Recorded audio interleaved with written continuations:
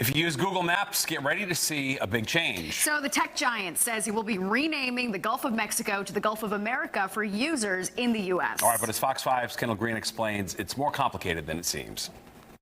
President Trump's executive order renaming the Gulf of Mexico to the Gulf of America had map makers caught in the middle. Well, this week, Google drew their line for Google Maps, announcing in a statement the tech giant would follow the president's executive order, forcing the switch within 30 days. As politicians within the Republican Party, like Florida Governor Ron DeSantis, have already changed the name on official documents. The change, though, nothing more than a symbolic gain for foreign policy expert Armin Kurdian. It is very symbolic in nature.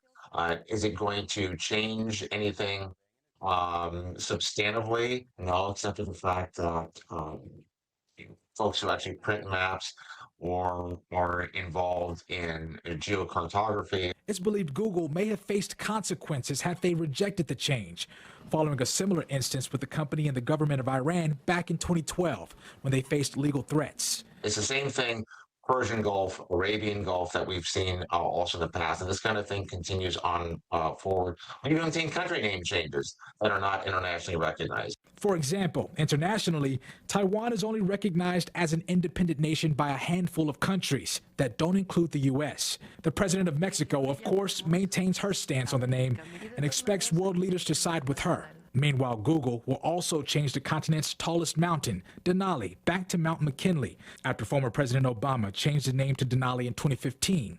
A decade later, the name game continues. Now, the question still remains what this change means for Google Maps users outside of the U.S., like in Mexico, for example, whether they see the Gulf of Mexico or the Gulf of America on their maps going forward. That's latest from the Upper East Side. Kendall Green, Fox 5 News.